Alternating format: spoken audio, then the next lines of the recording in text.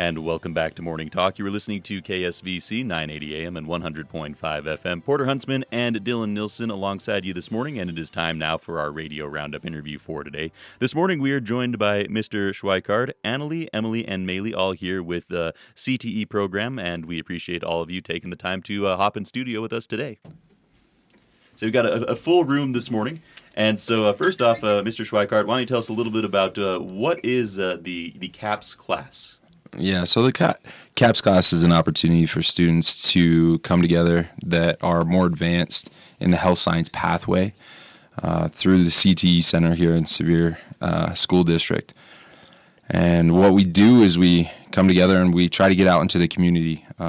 So that includes working with local businesses right now, like the group's about to talk about, Utah Family Medicine, and the opportunity to work in the health science field rather than just an internship, but do actual projects that benefit these community leaders. So it's a really great opportunity to work with clients and further their education in regards to project management. We use Scrum training, and for the most part, it's student ran. My job is to sit back and not get in the way. All right. And so what are some of those core values you're trying to get across with the class? Our CAPS core values are profession-based learning, so it lets us students explore career paths early and help us build professional skills before we graduate. Self-discovery and exploration. Students start to realize their strengths and passions by exploring and experiencing professions. Entrepreneurial mindset. Our instructors create an environment where creative and problem-solving skills are encouraged. Professional skills development. Students develop cultivating and transformative professional skills such as understanding expectations, time management, and other business values. Responsiveness. This class supports high skills, high-demand careers through ongoing innovations in programs and services. These core values matter because they are the same expectations you have in a real job. They help us act professionally so we're ready for our careers later. So you mentioned that you've been working on a project throughout the semester. This is the Health Science Capstone, if I'm not mistaken. So you're all going into health sciences. What has been the project you've been working on this semester? So we actually had two projects. The first one was basically getting the client. So we hosted a breakfast that had multiple clients, such as like thumb and dentist, the thumb and therapy, like so many more. Okay. And so when we put onto it, we had to explain why they should choose us, like why they should allow us to go into their business, learn about it, and help make their business and Richfield, Utah better. So we did that, and then after all that, it was very successful. We got told that we were amazing and everything. Then we went into the Family Utah Medicine for Brett Seeley. We worked with him, and we separated medicine. So we went through like each cupboard and found expired and just threw them out and reorganized everything. So what are some of the challenges that you ran into working on these projects that weren't expected when you first began? When we first started doing our projects, I didn't think we realized how much talking we'll be doing with adults and like just learning how to talk. You mean like here today? Yeah.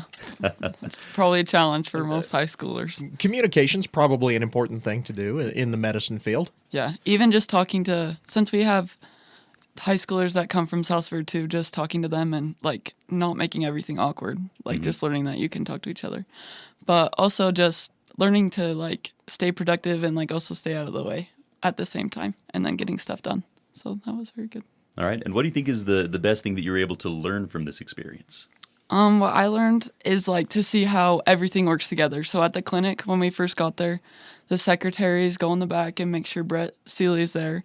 And then once he's there, then we go to the back and he tells us what we're going to do. And they just have a whole team that works together.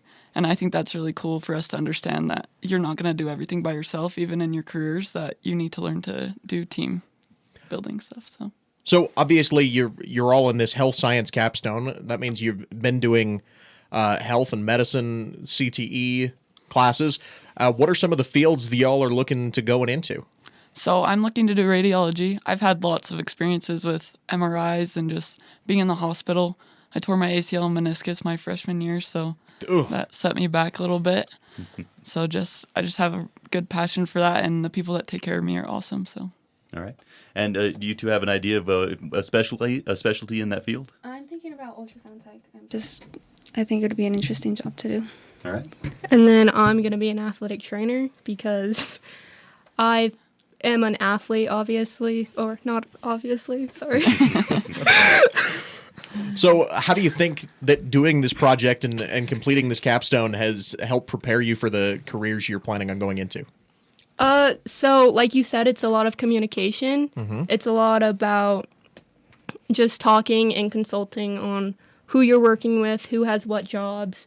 And that's really important for any field that you will go into, especially the medicine, because you're constantly working together to make everything better. So when you don't have the communication, you're not going to get much of anything done. All right. Do you have to ask, is there anything during these projects that you learned that you should not be doing? I think we did struggle with not getting stuff done. It's hard to our class is 2 hours long, so I think we need to be a little bit more productive in those 2 hours, but also we did a great job at doing our project and communicating well with adults and emailing. We learned how to send emails professionally, and time management is really good, and yeah. So getting distracted is something that you'll have to not do your whole life. Yeah. It's rough. Yeah. So you've got about a month left before the semester ends. Are you looking at doing another project before you run out, or what's the plan for the future? So right now we have a couple assignments that we're doing in class too, but we have another project. So the more people in our class have different projects, and since ours is done, we're going to help them do theirs with whatever they need. So, Gotcha. Yeah. All right, we talked a little bit about how CAPS has helped you develop workplace skills and personalities. How do you think that these skills are going to translate as you move into a full-time college setting? I think that it'll help because when I go to college, I know that I'm going to need to learn how to get stuff done and also be productive with my time and talk to other people, because I know that'll be hard to make new friends at college and also talk to my professors and stuff like that. So. All right. And you talked about this as a kind of a community project. You have to get local businesses involved and through that process. What would you say to businesses throughout Central Utah that might be interested in being part of CAPS in the future? The only reason CAPS classes work is because professionals in our community are willing to open their doors to students. When clinics and businesses partner with CAPS, they're helping build the next generation of the workforce who could eventually serve this community. All right. Once again, joined this morning by Mr. Schweikart, as well as Annalie, Emily, and Maylee here with CTE. We appreciate all of you taking the time to join us this morning. You brought your notes in with you. I want to make sure, is there anything left on your notes that we didn't get to talk about or mention while we have you in? I just think people don't realize how important this class is, and we also need lots of clients to come in and help this class, because it's not just an internship. It's not you're just going in and shadowing. You're doing projects that they haven't got done. You're talking with adults. So we just like it if we had more people reach out to help in our class. All right. If I can put a shameless plug, these kids work so hard, and we've kind of danced around the topic, but we talk about durable skills that are going to go beyond high school, obviously, with hoping to college or tech or anything like that. But at the same time, be able to go into the professional field and understand not only communication, but time management. We've talked about these durable skills that are so important and so vital. But if anyone's interested to come and talk to these youth, these students, they work so hard. And for the opportunity to come and learn from professionals, we would love for people from the community in the health science fields, come talk to our class, let us get involved more in the community with more professionals. And the more we do that, the more that this will take off. But more importantly, right, Richfield just gets better, right? And we can't ask for anything better when it comes to Sevier County. So, All right, well, it might not come as a large surprise, but we don't have a terribly large number of high school students who listen to this show in the morning. But I'm sure there are parents out there with high school kids who are saying, like, oh, this sounds like a great program, a great way for my kid to get involved and learn these life skills. If you have a parent who is interested in learning more about that or want their kids to become involved, how do they find more information or maybe even get signed up for the program? Yeah, so we're developing example web pages that the students are creating as a part of their projects. At the same time, you can go in and talk to your counselors. We have 5 students from South Sevier High School. We have 11 from Richfield High School, and so we have the opportunity to pull from the entire district. And so they have to do a concentrator class in the health science pathway, which includes your exercise science, sports med, your emergency medical response. You have to do an intro to health science or a medical terminology. So we have quite a few classes that we teach, and with that opportunity, we teach them about the pathway and what it takes to be a completer when they take more than 3 credits for the health science pathway, which a lot of our students are going to be. All right, awesome. And before we let you go, we do have one very final important question that each one of you do need to answer. It's our topic of the day. What's your favorite pie? We'll start on this end. And we'll work our way around. Okay, all right. It has to be apple pie. Mm-hmm. A la mode? Vanilla ice cream, absolutely. Yeah. All right. Yeah, you can't do apple pie without it, right? No. Yeah. A little bit of drizzle with caramel. Ooh. Your first vote for apple pie of the day, so All right. we'll get it in the column. Good deal.